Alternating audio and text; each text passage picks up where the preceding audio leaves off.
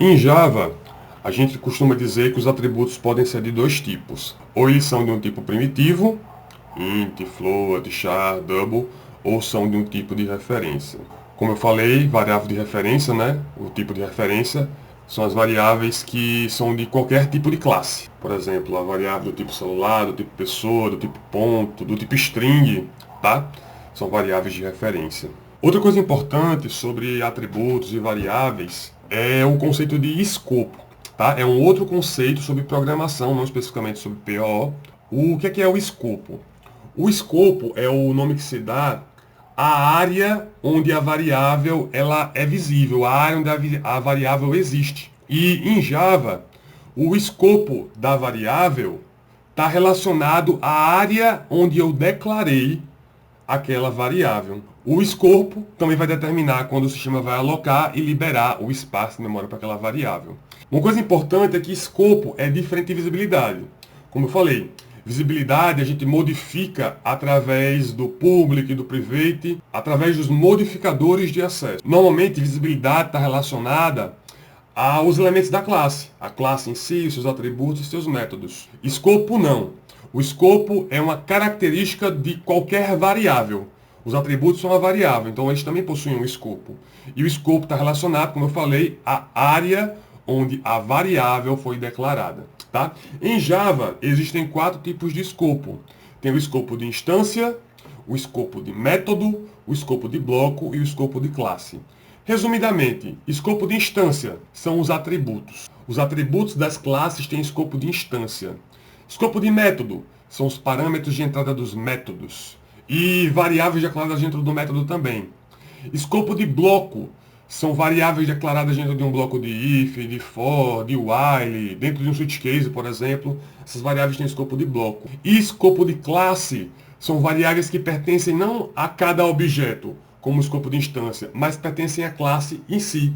E elas são compartilhadas entre todos os objetos de uma mesma classe. Vamos estudar agora com um pouquinho mais de detalhe cada um desses, tá? Então, como eu falei, o escopo de instância está relacionado aos atributos de uma classe. Variáveis com escopo de instância existem em todo o corpo da classe e, portanto, podem ser usados por qualquer um dos métodos da classe. Aqui a gente tem um exemplo de uma variável com escopo de instância, a variável é o nome. Ela é um atributo, não é? Então ela tem escopo de instância.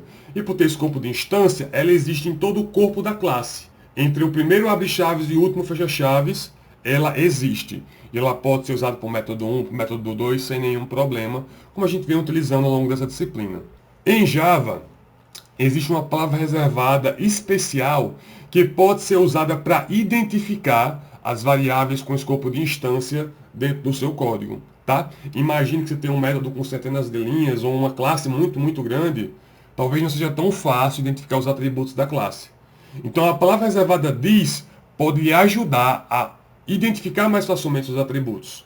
Ela serve justamente para fazer referência aos elementos dentro da classe, tanto os atributos como também os métodos. Então eu estou aqui, pessoal, na nossa classe pessoa. Percebam que dentro do código da classe, em todos os métodos, estou usando a variável nome diretamente. Mas se eu quiser evidenciar que nome é um atributo, eu posso vir aqui e escrever, ao invés de nome, escrever this.nome. Tá? Percebam que essa palavra reservada this serve para eu acessar os elementos da classe, os atributos e os métodos. Eu posso, por exemplo, aqui no método construtor, chamar um método da classe pessoa desse jeito, ou chamar um método da classe pessoa desse jeito, tá? A palavra reservada this serve para eu acessar os elementos dentro da classe, os atributos e métodos. Percebam, por exemplo, pessoal, que eu consigo usar o this apenas com os atributos. This.nome.equals. Eu consigo fazer isso, mas eu não consigo usar com o parâmetro de entrada do método equals, tá? Olha o que está dando. Outro não é um atributo da classe pessoa, então você não pode usar o this. A utilidade do this, por enquanto, vai ser essa. Vai ser identificar imediatamente que a variável que eu estou trabalhando dentro do meu método é um atributo e não uma variável comum, que eu criei dentro do método, que eu recebi como parâmetro de entrada, tá? O this tem uma outra utilidade, que a gente vai conhecer daqui a pouco. Aqui tem um outro exemplo do uso do this, no método setPeso e no método fazer conta para invocar métodos de uma classe. Escopo de método. Como eu falei, as variáveis que são recebidas como parâmetros de entrada ou declaradas dentro de um método têm escopo de método, também chamado de escopo local. Essas variáveis só podem ser usadas dentro do método e não podem ser usadas por um outro método, por exemplo. E no caso de variáveis declaradas dentro do método, elas só podem ser usadas do ponto em que elas foram declaradas até o final do método.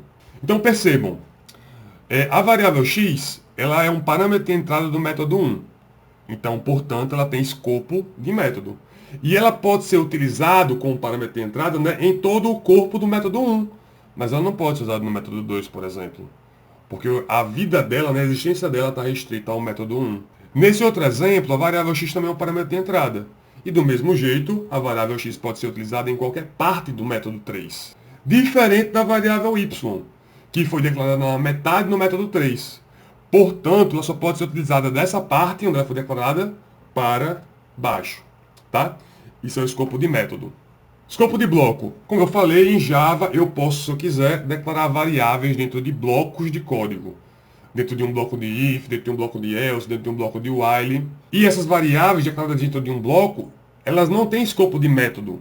Elas têm escopo de bloco. Tá? Elas só existem dentro daquele bloco. Se eu criar, por exemplo, uma variável y dentro de um if, essa variável y só existe lá dentro. Ela não pode ser usada fora daquele bloco do if. Uma variável declarada, por exemplo, dentro de um for, só existe dentro do for. Tá? Não existe fora do for. Ou declarada dentro do switch case, só existe dentro do switch case. Ok? Uma coisa importante é que o Java permite que eu crie variáveis com escopo diferente, mas com o mesmo nome. E aí, eu posso diferenciar essas variáveis com escopo diferente, utilizando a palavra reservada this. Vamos ver aqui no código, olha só. Você só se deparar normalmente com o construtor da classe pessoa recebendo parâmetros de entrada com a mesma grafia do nome do atributo que eles vão servir para editar. Só que se eu fizer só isso, ó, nome recebe nome e idade recebe idade, se eu fizer só isso, eu não estou modificando nenhum atributo. Porque esse nome do lado esquerdo é o parâmetro de entrada do método construtor. E esse nome e essa idade do lado esquerdo é o parâmetro de entrada do método construtor também. Se eu quero modificar esse atributo, eu sou obrigado a vir aqui e colocar o this para desambiguar o código, tá? Para diferenciar os atributos. Então essa é a outra utilidade da palavra reservada this. Percebam também que esse parâmetro de entrada ele tem escopo de método. E eu não posso utilizar ele aqui dentro desse método, porque ele só existe no método de cima. Escopo de bloco. Vamos vir aqui. Dentro desse if, eu posso declarar variável chamada resultado. Recebe true e retornar resultado. Mas eu não consigo utilizar a variável resultado aqui embaixo. Porque como ela foi declarada dentro do if, ela não existe para o else. Como é que eu posso ver esse problema? Aumentando o escopo de resultado para, por exemplo, um escopo de método. Agora a variável resultado existe em todo o método equals. E pode ser usado tanto no if quanto no else. Essa é a importância de entender o escopo. Às vezes a gente cria uma variável e não entende porque ela não consegue utilizar ela. Pode ser por causa do escopo da variável, tá?